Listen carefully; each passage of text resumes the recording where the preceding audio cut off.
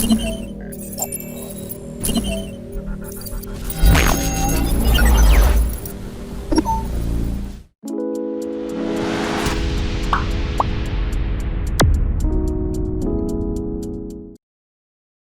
่นหรืออนุญาตให้เสิร์ฟทีม A เริ่มเล่นหรืออนุญาตให้เสิร์ฟ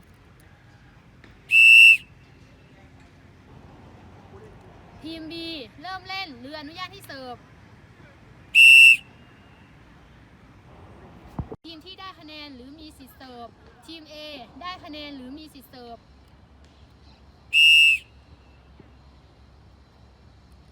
ทีม B ได้คะแนนหรือมีสิทธิ์เสิร์ฟบอลลงในสนามแข่งขันลูกบอลลงในสนามแข่งขันทีม A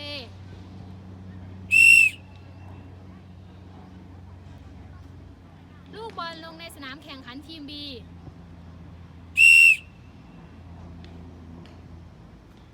ลูกบอลออกนอกสนามแข่งขัน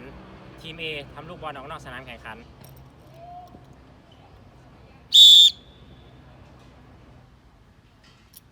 ทีม B ทำลูกบอลออกนอกสนามแข่งขัน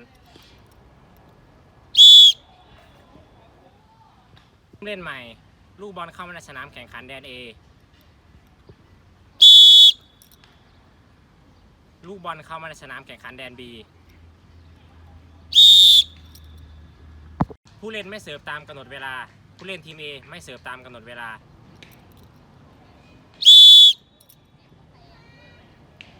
ผู้เล่นทีม B ไม่เสิร์ฟตามกำหนดเวลา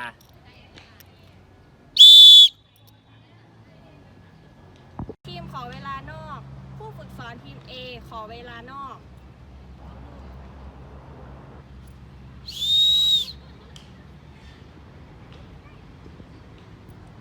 ผู้ฝึกสอนทีม B ขอเวลานอก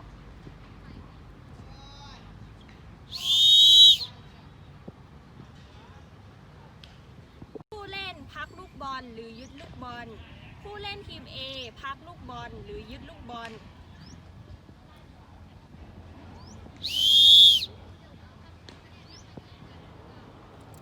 ผู้เล่นทีม B พักลูกบอลหรือยึดลูกบอล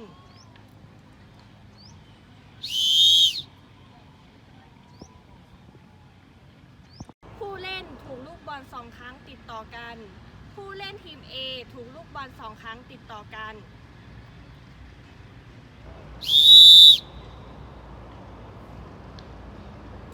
ผู้เล่นทีม B ถูกลูกบอล2 ครั้งติดต่อกัน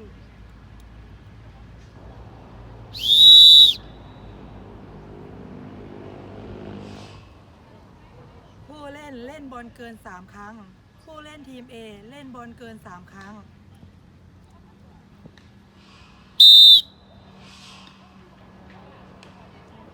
ผู้เล่นทีม B เล่นบอลเกิน3 ครั้ง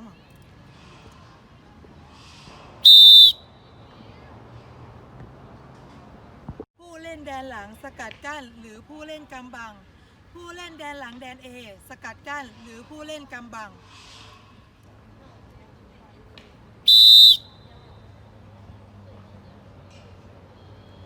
ผู้เล่นแดนหลังทีม B สกัดกั้นหรือผู้เล่นกำบัง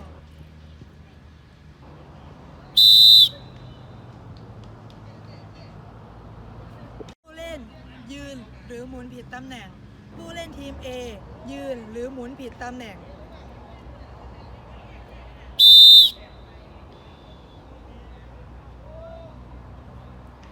ผู้เล่นทีม B ยืนหรือหมุนผิดตำแหน่ง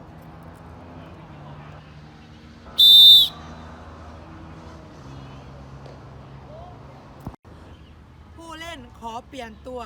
ผู้เล่นทีม A ขอเปลี่ยนตัว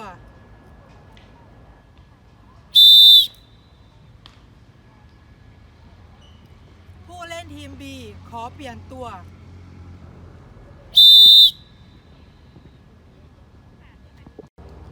ผู้เล่นไม่โยนหรือปล่อยลูกบอลขณะเสิร์ฟผู้เล่นทีม A ไม่โยนหรือปล่อยลูกบอลขณะเสิร์ฟ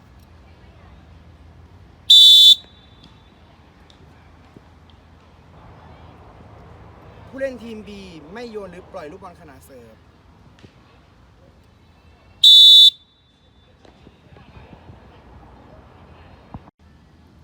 เล่นลูกบอลในแดนฝั่งตรงข้ามผู้เล่นทีม A เล่นลูกบอลในแดนฝั่งตรงข้าม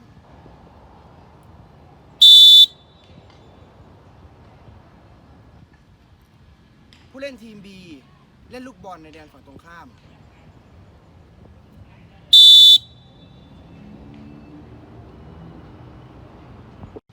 ผู้เล่นแดนหลังเล่นลูกบอลเหนือตะข่ายเขตรุก ผู้เล่นทีม A แดนหลัง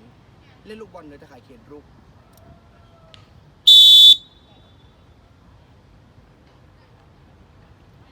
ผู้เล่นทีม B แดนหลังเล่นลูกบอลเหนือตะข่ายเขตรุก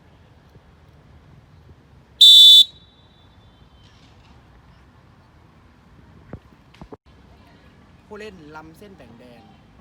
ผู้เล่นทีม A ล้ำเส้นแบ่งแดน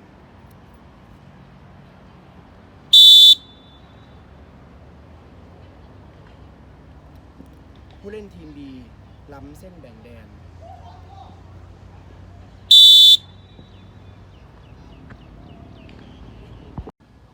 ลูกบอลถูกผู้เล่นก่อนออกนอกสนาม ลูกบอล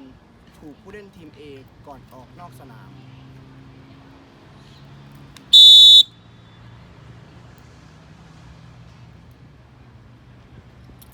ลูกบอล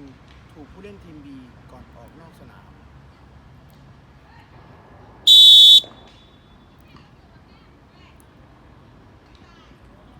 เตือนถ่วงเวลาการแข่งขัน ทีม A ถ่วงเวลาการแข่งขัน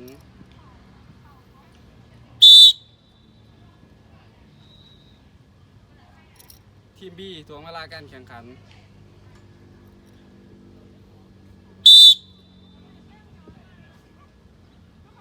จบการแข่งขันในแต่ละเซต